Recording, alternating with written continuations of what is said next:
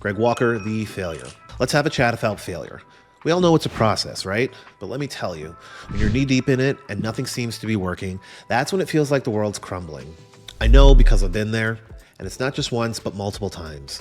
7 to 8 times to be exact. Yep, I failed at many different online business models before I finally hit my stride and turned things around. It wasn't glamorous, but it was real, and it taught me more than any overnight success story even could. The early days of chasing the dream. When I first dipped my toes into the online business world, I had high hopes. I wanted what everyone wants, the freedom to work on my own terms, the financial security that comes with a thriving business, and let's be honest, a sense of accomplishment. I saw people online who seemed to have it all figured out. They were living the dream, traveling the world and making money in their sleep. And I thought, I can do that too. So I jumped in.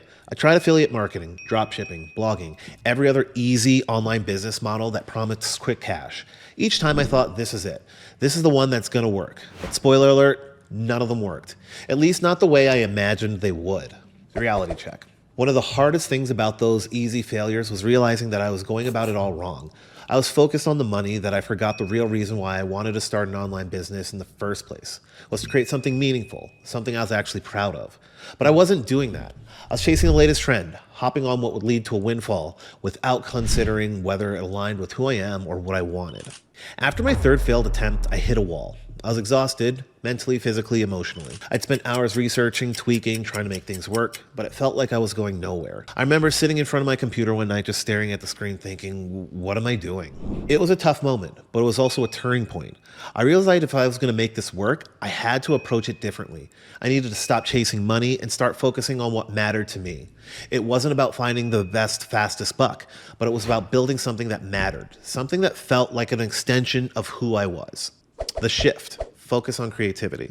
I think that's when I made the conscious shift. Instead of jumping from one business model to the next, I started thinking about what I actually enjoyed doing, what made me feel alive, what I could spend hours working on without feeling drained. And for me, that was creativity, writing, designing, making things with my hands. I'd always loved being creative, but I never saw it as a viable business path until that moment. I started small. I began offering freelance design services.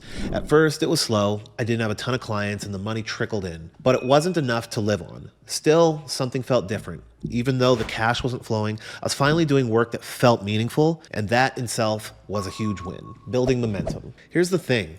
When you start doing work you love, it doesn't feel like a grind in the same way it did before. Sure, there were long days and sleepless nights, but I didn't mind because I was working on something I believed in. I wasn't just chasing a paycheck anymore, I was actually building something that mattered to me. The passion started to show in my work, and soon clients noticed. Slowly but surely, I started gaining momentum. People were referring me to others, and my portfolio was growing. I wasn't just taking any job that came my way anymore. I was being selective, working on projects that aligned with my creative vision, and for the first time in a long time, I felt in control. Full-time creative income. It took time. More time than I expected, honestly. But eventually, I turned that side hustle into a full-time creative business. I stopped doing work for just others for the sake of doing it, and I started focusing on projects that excited me. And as soon as I did that, things actually started to fall in place. The funny thing is, when I stopped worrying about how much money I was making, the money actually came. It wasn't overnight, but over time, my business grew. I wasn't a millionaire by any means, but I was making a sustainable income from something I loved. And for that was a dream. The lessons I learned along the way. Looking back, I realized that every failure, every misstep, and every wasted effort taught me something valuable. Here are a few of the most important lessons I actually learned along the way. 1, don't chase money, chase meaning. If your only goal is to make money, you're setting yourself up for failure. Sure, money's important, but it can't be the only driving force. Find something that gives you purpose, something that lights you up, and the money will follow. Failure is a part of the process. I failed numerous times before I found something that worked. 7, 8, 10 times. It's easy to get discouraged, but failure is how you learn. Each failure gets you one step closer to success. Focus on your strengths. We all have things we're naturally good at. For me, it was creativity. For you, it might be something else. Lean into your strengths and don't be afraid to build a business around what you love. Start small, but start. You don't need to have everything figured out before you start. I didn't. I started small with my freelancing. I worked side projects, and eventually those small steps added up to something bigger. The key part is to just start. 5, trust the process. There were so many times when I wanted to give up, but I didn't. I kept pushing through, and even when it felt like nothing was working. Trust that if you keep showing up and putting in the work, things will eventually fall into place. The struggles no one talks about. But let's actually get real for a minute. People love to talk about success stories, but they rarely talk about the struggle it takes to get there. The sleepless nights, the self-doubt, the constant questioning of whether you're good enough. That stuff is real, and it can be actually really, really brutal. There were times when I questioned whether I was cut out for this.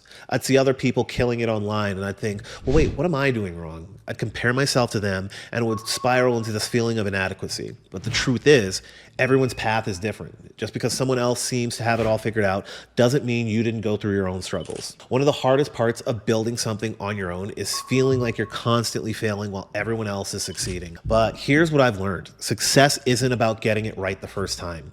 It's about getting it wrong, learning from it, and coming back even stronger. The power of resilience. If I had to sum up what it takes to turn failure into success in one word, it would be resilience. The ability to keep going even when everything in you is screaming to give up. The willingness to learn from your mistakes and keep pushing forward even when it feels like you're not making any progress. Resilience is what separates people who make it from people who don't. It's not about talent or luck, it's about grit. It's about showing up day after day and putting in the work, even when you don't see immediate results. That's what it takes to succeed, and that's what ultimately turned my failures into a full-time creative income. Where am I now? These days, I'm running Blakebill, and it feels like an extension of who I am. I'm doing what I love, working with the clients who respect my creative vision, and making a sustainable income from it. It's not perfect, there's still challenges, but I'm not going to trade it for anything. I'm really proud of what I've built, but more than that, I'm proud of the journey it took me to get here. Every failure, every misstep, every moment of doubt, it all led me to this point.